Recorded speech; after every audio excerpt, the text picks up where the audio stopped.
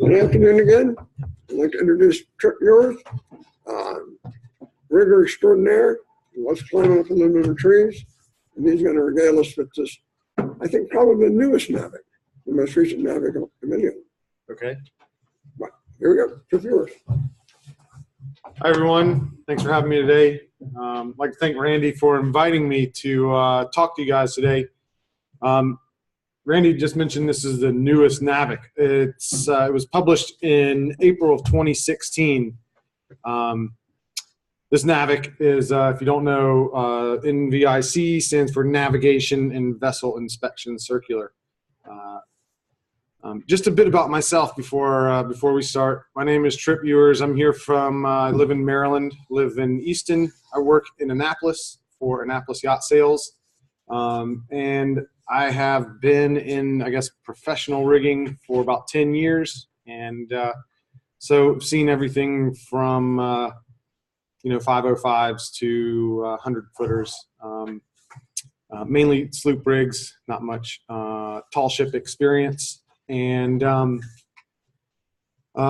than that, my idea with talking about this NVIC today was just kind of reviewing the document itself. This document in particular is inspection guidance for sail rigging on masts on inspected vessels. And it kind of defines the size of the vessels here as small passenger vessels under 100 gross ton, small passenger vessels carrying more than 150 passengers or overnight accommodations for more than 49 passengers, or sailing school vessels. When the Coast Guard put this document together, it's about 50 pages overall. It was, I guess you could say, commissioned in 2007, 2008. Hawaii, Coast Guard District Hawaii had 2 fatal casualties aboard commercial sailing vessels. Coast Guard put this document together as a result of what they learned from a district-wide symposium, if you will, of rigging and failures in the fleet, within their fleet. So the purpose of this circular is to provide guidance to vessel owners, riggers, marine surveyors, and other service providers and Coast Guard marine inspectors regarding inspection of sail rigging, masts, and associated components for inspected sailing vessels, and the use of preventive maintenance as a good marine practice.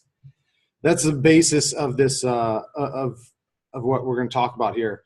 The Coast Guard, what they're basically asking is that there's some sort of preventive maintenance plan. They'll call it a PMP in this document. There's some sort of preventive maintenance plan in place.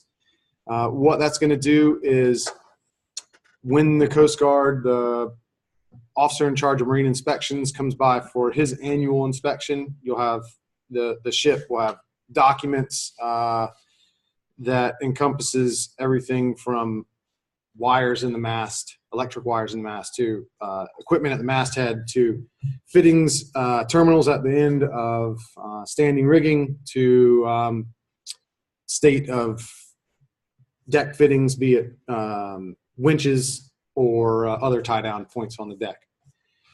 So when I say PMP, that's what I'm talking about, is preventive maintenance plan. This part that I'm scrolling through here, if you guys want to follow along, it's you can pull up on your phone, but you can probably see it just fine here. This is a foreword by the admiral in Hawaii, who put together this report.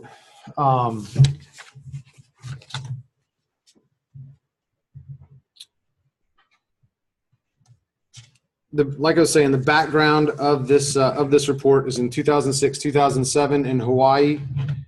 There were two separate dismastings. Each tragically resulted in a passenger fatality. They reference some activity numbers, and if you look it up, it gives the whole report. a vessel, a catamaran, was leaving out of Hawaii, and actually have it here.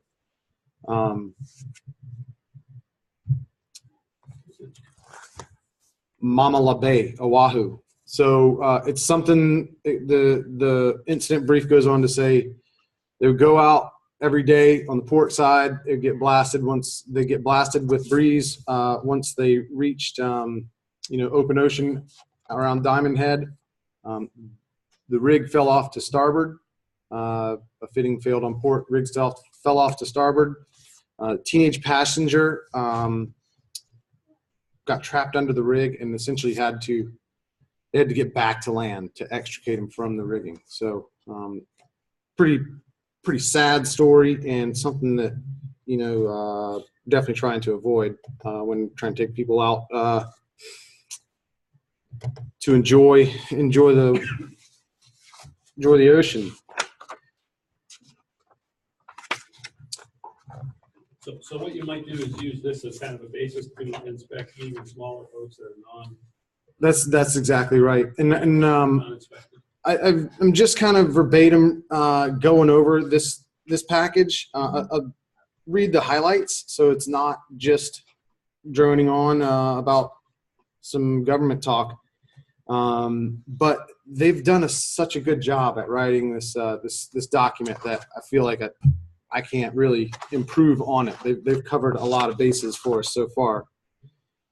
The rest of this introduction, it goes back to giving more background and reasons why they came up with this document.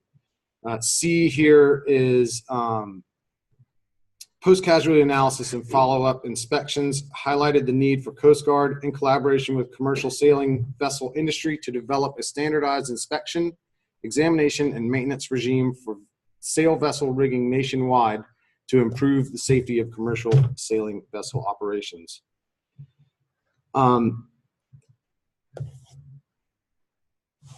In this report, they're saying of the 59 vessels in the Hawaiian fleet, approximately 20% were found to have significant mast and rigging deficiencies. And these deficiencies included excessive corrosion, fractures in the mast, missing bolts, spreaders, and mast fittings. So this was after these casualties. The admiral in the Pacific had the entire sailing vessel sailing fleet of commercial vessels inspected. If we skip down to E, what it says is out of 37 reportable marine casualties, 18 involved masts, spars, rigging, and in a mix of contemporary or traditional rigs. And however a little vague this sounds, but dismastings were mostly attributed to, but not exclusively limited to, multi-hulled sailing vessels. I don't know if that was the coincidence they found, because the two casualties on board the catamarans, but it's definitely something to think about. Catamarans are a growing segment of the. Could also be because a lot of sailors don't understand when they should reef catamaran, because you can't feel the heel like you feel on a monohull. Sure. My experience is a lot of captains, a lot of people just don't even know, don't understand, keep going, and stress the rigging breaks. Right, and I think that's a good point. Another thing that maybe you guys don't even realize is on a catamaran, it's stayed completely different than a traditional sloop or whatnot. It's really just a head stay holding up a set of diamonds, a self-stayed mast. If you lose something in the forward beam or any failure in your head stay, the rig's coming down immediately. They're mostly deck stepped, and you'll see some heel stepped catamarans, but that is definitely a cause of concern. The admiral goes on in this foreword to just kind of mention what to look for, condition of sail rigging, and then also establishing a vessel-specific maintenance regime. And then also, I don't want to forget this disclaimer. This guidance does not substitute for applicable legal requirements, nor is a rule itself. It's not intended, nor does it impose legally binding requirements on any party. It represents the Coast Guard's current thinking on this topic and may assist industry mariners, the general public, and the Coast Guard, as well as other federal and state regulators in applying statutory and regulatory requirements. So that being said, I think we can all agree here that that's the tricky part about rigging, is there's no real industry standard for rigging in general. So what I think this document is trying to provide is a good way to uniformly document what you're seeing in the field, and a way to introduce a way to notice if anything has changed, and at least start a schedule of maintenance.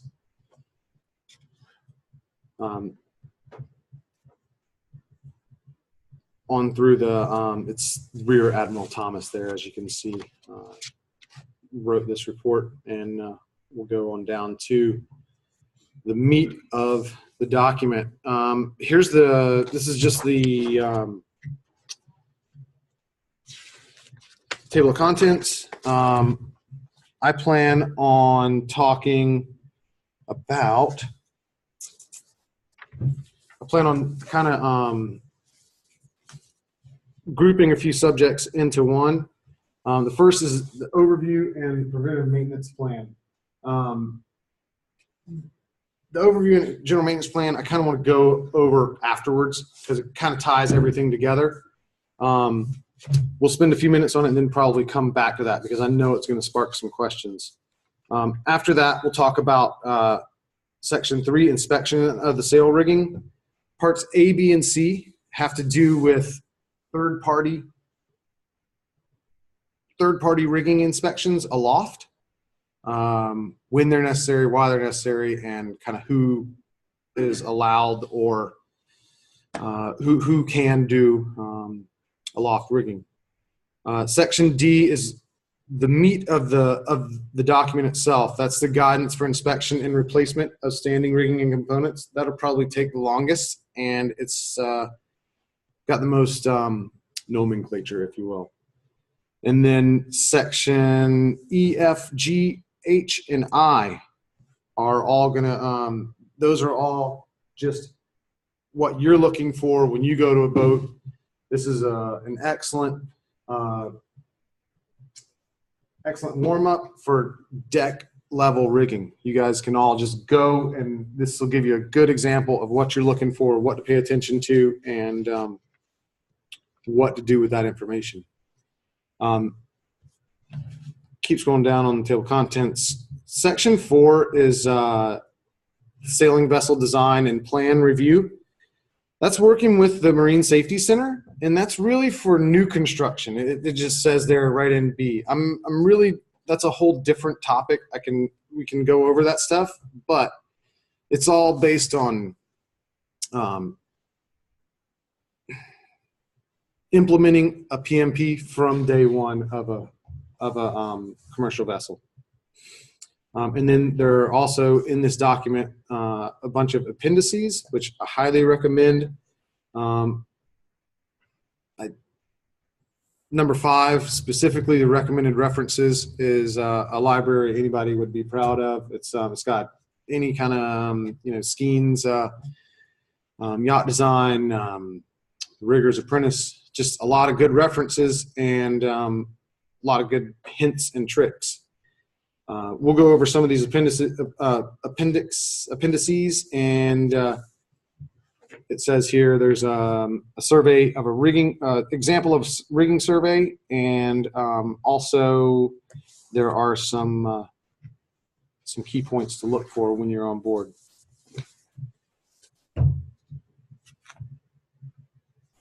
Just get set up here, and we'll hop right into it. When they developed this, they spent 6 years of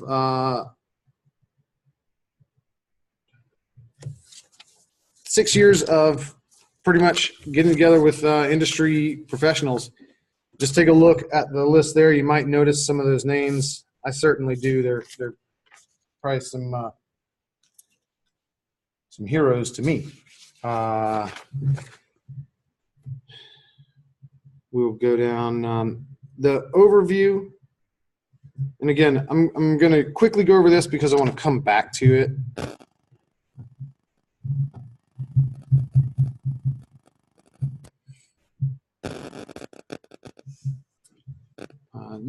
This NVIC provides inspection guidance that is specific to sail rigging equipment for inspected commercial sailing vessels. The goal of this inspection guidance is to ensure critical components of the sail rigging are placed on a routine schedule before they experience failure. And this note here, when there's a component failure that results in a reportable marine casualty, as defined by 46 CFR. 46 CFR is nothing I was really familiar with. I don't know if you guys are, but code of regulations for shipping, that's probably something you guys know a lot about. Anyway, 46 CFR just defines when you have to report an incident. There's a dollar amount there, or if an injury has occurred on board. Things to consider, variables to consider when you are on board inspecting. And again, this is all deck level stuff. Mast and spar construction. A lot of times, in the field, majority of the times you're going to run into aluminum mast. The mast installation, whether it's keel step, deck step, on some catamarans, they can rotate. A few different things to look at. The sail rig type, whether it's Marconi, gaff, or square rigged. Majority of the boats we'll probably see in the world are Marconi rigged, unless you're dealing with an older vessel. Sail standing rigging system, whether it's minimally stayed or heavily stayed. Vessel type, monohull or multi-hull. Other things you're going to consider are service route variables in local wind sea state. I think that one is put in there because of the casualty suffered there in Diamond Head. Frequency and duration of operation. I think that's another one that's a throwback to what they found out in Hawaii. If you're doing the same thing on the same course, there are certain, on the same point of sail, there are certain numbers you might want to look at, like service cycles, how many times you've set your sail or how many days you go out a month, week, year.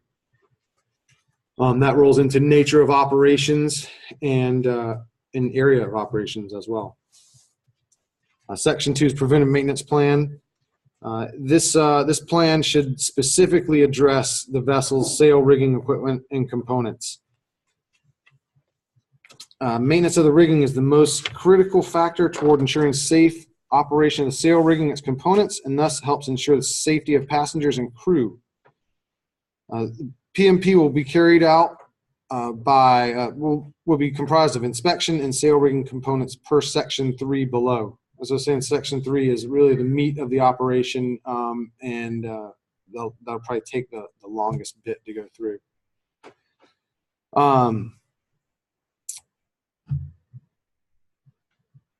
Section B here, it's just describing PMP, a preventive maintenance plan. There's also an appendix in this document, which I can pass that around as well. I have a printout of it, and you can see what a template that somebody's already put together. Preventive maintenance plan should describe the vessel as well as drawings or photographs. It'll include the maintenance schedule of the rigging and associated equipment. These maintenance examinations should establish routine as well as detailed examination protocol. Everything from deck level rigging prior to sailing to the cycle of regular inspections aloft, and including comprehensive annual inspections with component disassembly as needed. They talk a lot about disassembly in this report, and the how often is too often disassembling stuff. So we'll cover that in a few minutes. section or paragraph 3, there's the inventory of rigging components. This is something that can be pretty thorough. It should include all rigging components, including the age of the component, size, type, and material, and a replacement schedule for all components based on inspection results. Not all components have the same service life in all conditions. Due consideration should be given to service, rig type, level of maintenance, sizing, and other factors as appropriate. I think things they're talking about here are things like running backstays, lines that take a lot of load or a lot of work, a lot of moving parts while they're working. You can also put in that category as running backstage and put in any kind of fiber stays that you might be using or furlers even.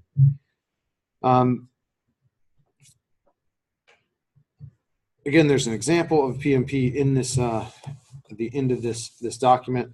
I think that a good thing for this, a good thing that could come out of this document is the opportunity to digitize a document and documenting your exams and maintenance. It'd be pretty basic template, but all the rigging examinations and maintenance conducted by the vessel crew and our third-party rigging surveyor should be documented. Documentation of exams and maintenance should include documenting the condition of the equipment. This information is especially helpful in assessing life cycle trends and objective evidence in revising rigging component maintenance and replacement schedules. I really think this is just suggesting some continuity to rigging involved with the boat that maybe some crew haven't been there for the whole life cycle of the rig. As we go down the document, the next section or the next paragraph is really just relating to tall ships, and it has a reference to if you ever get involved with tall ships. Tall Ships America has the underlined recommended protocol for rig inspection and template for rig inspection checklist. They've got their whole Tall Ships America as a group has made their own template for inspecting tall ships, which that is a can of worms in its own. I like to read this. I think this bold print stuff is pretty important, and it relates from that Tall Ships America document. It recommends keeping a rigging maintenance logbook to document deficiencies and corrective actions to make this logbook available to attending Coast Guard Marine inspectors at scheduled inspections. They're just saying, hey, if you have this logbook, we're going to spend less time when we are investigating your vessel.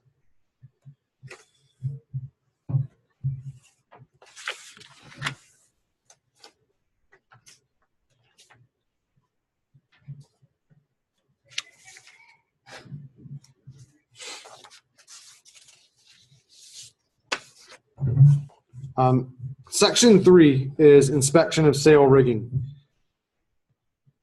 And it just describes, again, how to go about inspecting a rig. I kind of just read the high points, and because I think we've all been through an inspection or survey before here. In Coast Guard inspections, if a vessel maintains a PMP, it's an excellent tool that will help streamline the vessel inspection conducted by the Coast Guard. If a PMP is maintained, and evaluate its implementation against the condition of the rigging, at a minimum, this review should be conducted at each annual inspection. Further, marine inspectors should determine whether the PMP is being carried out by the vessel crew or a third-party rigging surveyor or both, and assess credentials and experience of those conducting rigging examination and maintenance aboard. That's pretty important. It's first time we've hit on that one, or this document's hit on it, is they're essentially saying here that marine inspectors, everybody should be on the same page. Who's doing this inspection? Is it going to be a member of your crew? Is it going to be an outside surveyor? And then if it is an outside surveyor, where are their qualifications? In reviewing the PMP, marine inspectors should determine if any rigging components were replaced in kind or changed to another type of component throughout the year, and if the replacement or change was for reasons other than normal scheduled intervals. For a vessel that does not maintain a PMP, the officer in charge may require a third-party rigging survey in order to verify the condition of the sail rigging and components. Breakdown, assembly, or removal of standing or running rigging. Before components are broken down, disassembled, or removed for inspection, it's critical to know how to safely disassemble components because disassembly can significantly alter the tune of the rig. Therefore, after components of a sail rigging have been disassembled and before the vessel goes back into service, Coast Guard Marine inspectors should attend for operational tests and sea trials. Special attention must be given to the tune of the rig in its entirety. As an example, the improper tuning of one component can adversely impact loads elsewhere on the rig. It's basically, rig is a complex dynamic system. Failure in one part of the system might lead to failure in another part of the system. This one is, to me, a pretty important one. Marine inspectors going aloft. Coast Guard Marine inspectors are not expected to go aloft because the Coast Guard does not provide personal protective equipment. So the Coast Guard isn't going aloft because they don't have a rope or a chair or whatnot. That's where the necessity of a third-party rigger would come in. Attending marine inspectors may use binoculars or other visual aids from the deck level to identify the condition of the rigging aloft. If an area or item of concern is identified aloft from the deck level, it'll be incumbent upon the operator by any means available to provide evidence of the condition of the rigging components in question. This document goes on to say that any means necessary means anything like a pettibone, cherry picker, some sort of machinery to get you up the rig. Let's see. So essentially, marine inspectors going aloft, that's an annual thing and all based on an initial what I would call survey or report to see if there are any deficiencies aloft.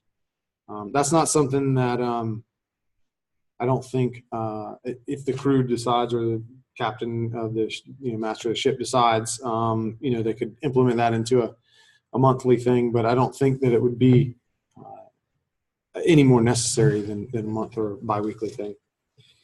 And again, that's something that somebody on the crew can do, or if needed for some sort of report, casualty report, a third party would be called in to give a separate evaluation. If deficiencies in the condition of the rigging are found, requirements for corrective action may be issued. Requirements for corrective action should normally be made after a visual inspection of the rigging, dialogue with the vessel owner or operator, and an assessment of the vessel's implementation of a PMP has been made. Based on the variables listed, the OCMI will set the time frame to comply with requirements associated with corrective action, which may include operational controls. For example, an auxiliary sail vessel with a rigging deficiency may be restricted from operating under sail, but be allowed to operate under engine power until the rigging deficiency is rectified. Essentially, if your mainsail is broken, you can't use your mainsail, but you can still take people out on your boat. Upon completion of a vessel's scheduled annual Coast Guard inspection, the marine inspector will ensure the following items are documented and retained in the vessel's permanent file or missile. First thing that will be kept in your permanent file is detailed description of the rig and associated gear, drawings of pictures of the rig and location of key components, manufacturer, purchase, and installation dates of all components, types of furlers and tensioning systems, and what I really like about this, a description of sea trials, including tests of all sailing configuration on all points of sail, condition of cleats and running rigging while operating in any potential hazard or sail/rigging arrangement that impairs navigation or passenger safety. I don't know, but that sounds like my kind of day at work. All these things are things that you guys, I think, could, as a surveyor, could easily roll into a visit to a sailboat. Detailed descriptions of the rig and associated gear. You know, I just through some hunting found some different diagrams. This Sailing Services has a pretty good. Oh, lost that one. Sailing Services has a pretty good diagram. It's basically a way that you can measure your standing rigging. There it is. It's a way for measuring standing rigging in order to replace it. This diagram is basic enough that you can implement this on a majority of the boats that you're visiting. And the thing that I really like about this document is that it has examples of terminations and exactly how to measure terminations. It's got examples of continuous and discontinuous rigging with labels in the rigging. This is something that could definitely, I would think, increase the value of any surveyor stepping on board a sailing vessel. If you're able or willing, or if they're in need of definition of a PMP, there are plenty of tools around to get you started. That's what I was saying. Detailed description of the rig, drawings or pictures of the rig, much like these, and list of manufacturers, types of furlers and tensioning systems, and then sea trials. The next little bit goes over what else we're going to do on as they define an inspection.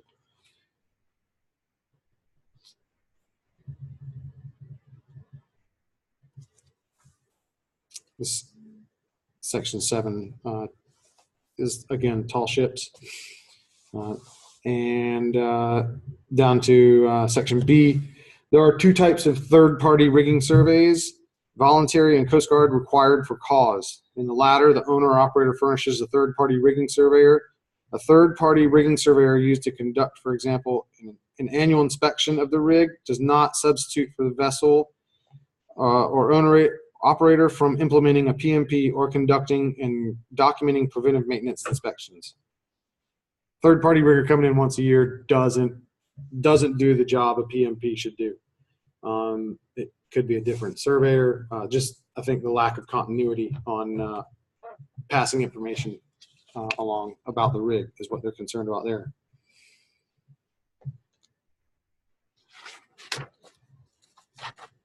Again, just going back to what corners you'll be able to cut, what time you'll be able to save if you do have an PMP doc implemented. So this is another thing that's repeated a good bit. Paragraph 2 here. Within the sail vessel rigging industry, there's no independent certification or standard qualification criteria for conducting rigging surveys. However, the goal of a third-party rigging survey in the context of this inspection circular is to provide a comprehensive inspection of the entire rigging system, aloft and at below deck level, including the integration of the rig system to the hull structure, mast steps, compression posts, beams, chain plates, anchoring points aloft and at deck level. When the Coast Guard requires a third-party rigging survey, its purpose is for the purpose of determining that the vessel and its equipment are suitable for the service in which it's employed. Coast Guard Marine Inspector will be in attendance for the survey, and a copy of the surveyor's report will become part of the vessel's inspection record with the Coast Guard. Furthermore, when the Coast Guard requires a third-party rigging survey, the intent is that the survey include a rigging survey aloft. Again, they just want to make sure Coast Guard isn't going up rigs. They want somebody else going up rigs. They don't have the personal protection equipment. Because an examination of the rigging aloft requires sound expertise and judgment, it's in the interest of both the owner and operator of the Coast Guard to ensure that a surveyor with demonstrated experience in rigging aloft examinations perform the required survey. Therefore, prior to contracting for surveyor services, vessel owners or operators are encouraged to notify the cognizant Coast Guard representative regarding which surveyor will be performing the survey. Doing so will allow the OCMI, Marine Inspector, the opportunity to communicate to the vessel's owner or operator if there are any concerns regarding a surveyor's level of expertise. See, that's one that again, for me, is tricky. The opportunity to communicate to any vessel's owner or operator if there are any concerns regarding a surveyor's level of expertise. As we said before, these rigging surveys don't really have a baseline. This is kind of what the Coast Guard has created to create a baseline of a rigging survey. Section 4, third-party rigging surveyor qualifications screening protocol should include but not limited to a review of the selected survey's bio or resume, sample work product to ensure individual has the requisite experience for the rig type being surveyed and has the normal work practice that include comprehensive rigging inspections and going aloft, and documentation of findings and recommendations for repair, replacement, and components as appropriate.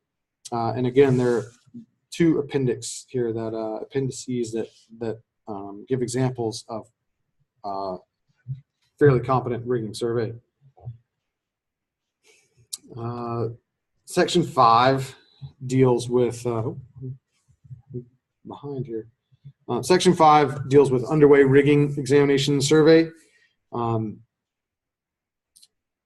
While inspecting the rig in static mode is generally adequate to fulfill the intent of the third-party survey, the attending marine inspector may require the vessel to get underway in representative conditions of wind speed, sea state, etc., to effectively inspect the rigging system under dynamic load, including rig tune, mast column behavior, loading paths, operation of winches, condition of halyards and sails hoisted and working ends exposed, operational maneuverability, and handling the vessel. There have been many instances of small passenger sail rigs passing static rigging inspections dockside, but shortly thereafter experiencing critical operational or mechanical deficiency while underway. Again, that makes for a full day on a big boat, but being able to get out, get under full sail, operate any kind of furlers or sail control systems and make sure everything's working. It sounds like a pretty good day. Section, what is that? 6 and 7. These are all concerning tall ships. Again, I really don't want to get into that because I think they have. If you need some direction in tall ships, feel free to check this out. But there really is just this is just some different standards for tall ship inspections.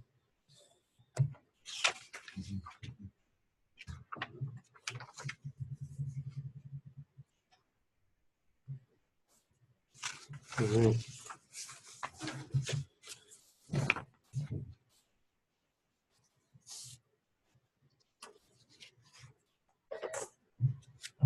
Correct? Yes. Being as heavily involved in this as you have, because I haven't done any basically any T-boat, sail T-boat inspections, T-boat inspections, but how heavily does the Coast Guard rely on that preventive maintenance plan? Do they look at it since it's not a requirement? Well, it's just been a recommendation just since 2016. So I seriously doubt they have too many of them in the system right now. Like, I think the opportunities for creating PMPs, go reaching out to customers in order to create a PMP for them is a service that is not being provided and probably will pay off on the back end for these operators as well. This is very similar to what we're doing with all the different, like sub-M where they're doing safety management plans. Sure. Kind of, it's the same thing. They're trying to standardize the inspection. Sure. And again, this is to me, this is a backbone of what a rigging inspection, should sound like and look like. Still on section 3, which is guidance for rig inspection. Part C here, supplementary inspection techniques beyond visual examinations. They're really talking about non-destructive testing, and what they regular rigging inspection in the context of this guidance document is intended as preventive maintenance and shall be primarily based on a detailed visual inspection of the rig and associated components, supplemented by the use of visual magnification and non-destructive testing.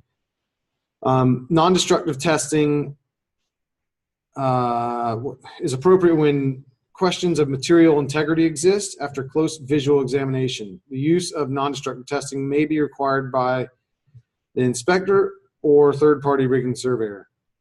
Hull integrity and strength in way of chain plates, masts, mast steps, and other critical attachment points shall be carefully evaluated. If there's evidence of significant deterioration, the component needs to be replaced or inspected closer.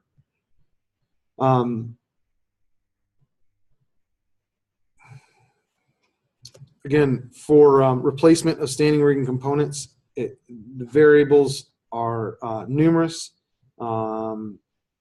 Service cycles, conditions, atmosphere, conditions, whether it's salinity or temperature. So that's just all based on the rigging surveyor or local determinations.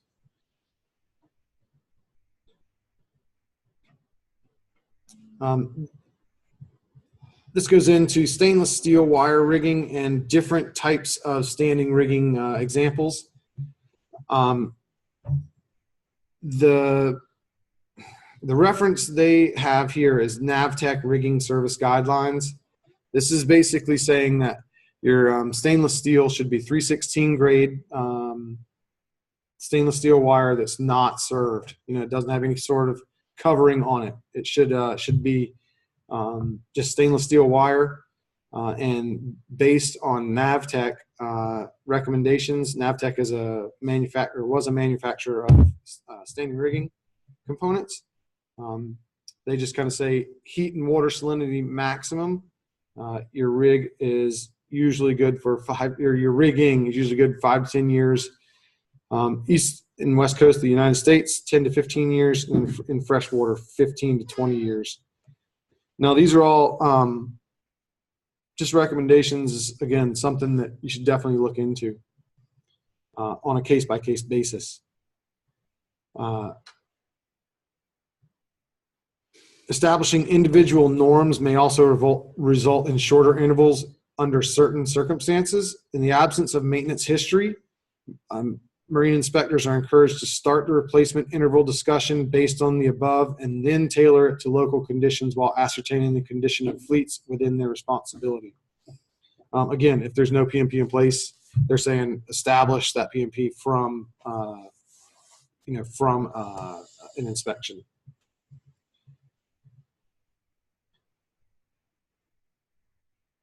Stainless steel wire, is at the end of the wire is a termination. That's where your clevis pin is going to be, how it hooks to the boat, how it hooks to the rig. They're saying basically here there's 2 types of terminations on stainless steel wire. One is swage, and one is swageless, which is a mechanical fitting. With a swage fitting, it's pretty basic. You're looking to see it's controlled crushing of steel onto a wire. Failures in a swage fitting usually look something like a busted strand, which is pretty obvious. Other than that, you might see some deformation of the eye itself, or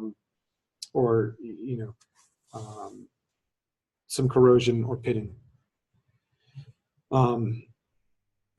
A swageless mechanical fitting, you can take apart for inspection purposes. You can actually reuse them with a cone and wedge fitting. There are a few different manufacturers that you'll see, and that's something that, again, this report keys back on trade names, pedigree, whether it's a lot of even trade names for these compression fittings. These mechanical fittings are Norseman, Staylock, and High Mod. Those are all three really popular manufacturers. You'll see them out in the field. They're usually printed somewhere on the fitting itself.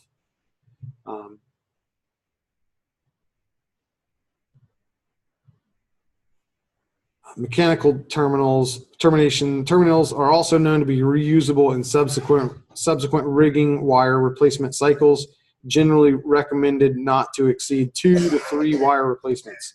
So that's the good point about these things, is you can make them in the field. You don't have to have some fancy rigging shop, swaging components or terminations onto the wires. You can make them in the field with some Loctite and silicone.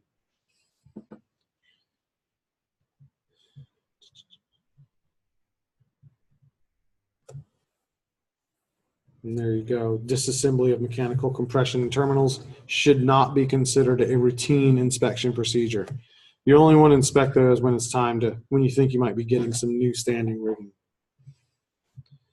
They go on to describe galvanized steel wire rigging. I'm not really going to talk about that just because it's something you'll see, and that's a whole different beast in its own. With galvanized steel wire rigging, you might even see something like cable clamps involved, and maybe a covering. It's wormed and parceled and served. A covering, weatherproofing covering to help it age.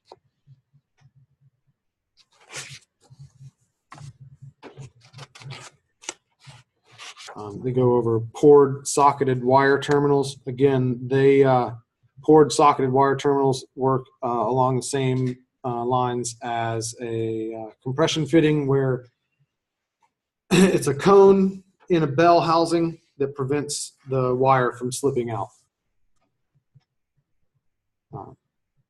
They also touch on fiber rigging. These systems, particularly those using the latest synthetics, are specialized installations that come in a variety of materials and associated end fittings. They are being increasingly used to replace natural fiber rope rigging on period traditional rigs of all sizes. The manufacturer should be consulted for details on inspection and longevity. Yeah, that's true, because these guys, a lot of manufacturers are making things that look traditional but are new materials. So if you come across something that looks confusing, your best bet is to just call the manufacturer, see if it's made out of something funky. In the 90s, they were kind of using some materials that I would say are no good. If they're still on the boat, their age is they're too old to still be using, whether it's aramid or PBO or some other high-tech material. Rod rigging, you'll see this on a lot of performance-oriented boats. Rod rigging is a specialized application usually seen on purpose-built racing rigs, such as retired America's Cup boats. The end fitting is a cold-formed rod head unique to this style of rigging. Rod rigging terminals must be disassembled for inspection and are subject to NDT, non-destructive testing at regular intervals as recommended by the product manufacturer. While rod and rod heads generally last longer than wire rigging, reheading will eventually be necessary as is specified by the manufacturer. All the standing rigging leads down to chain plates, and the chain plates, I know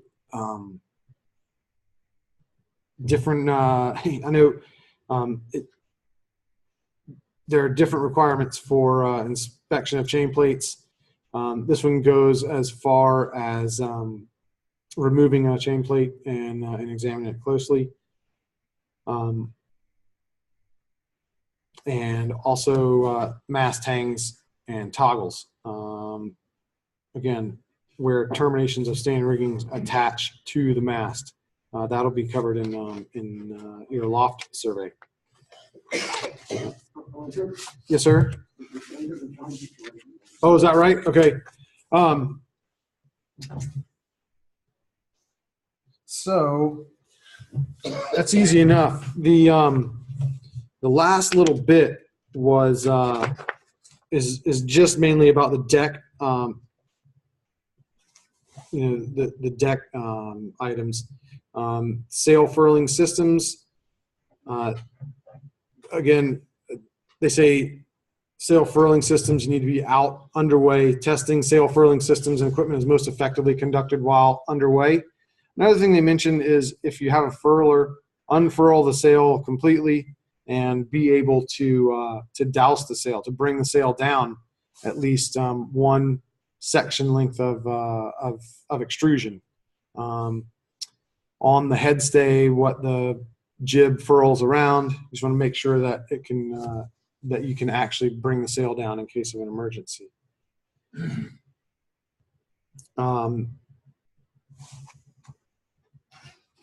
Furlers are extremely popular on boats. You'll see them on pretty much any recreational boat. I'd say as well, if a furling system, it definitely has a lifespan, much like rigging, standing rigging. There are another thing to think about when you're inspecting a furler is the headstay have a turnbuckle or not? A lot of production boats won't have a turnbuckle, and but that's definitely something to look into if you're looking at your boat, inspecting a vessel.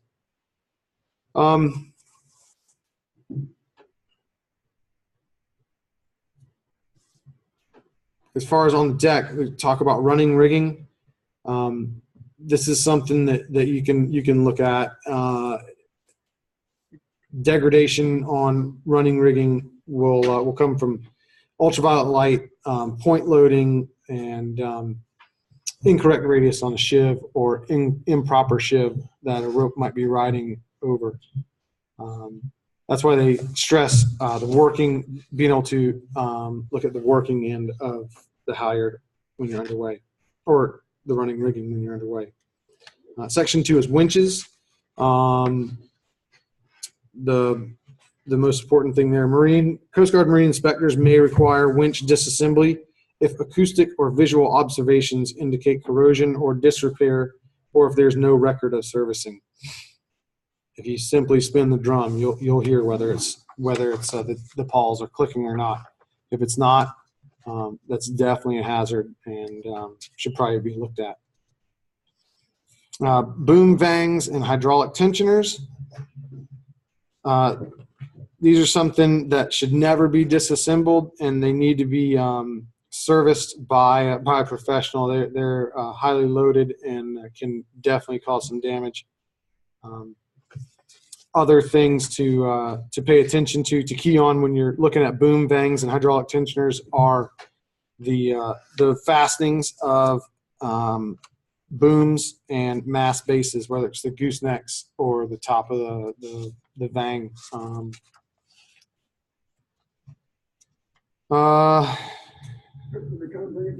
Yes, sir, we can. So I guess the main other things that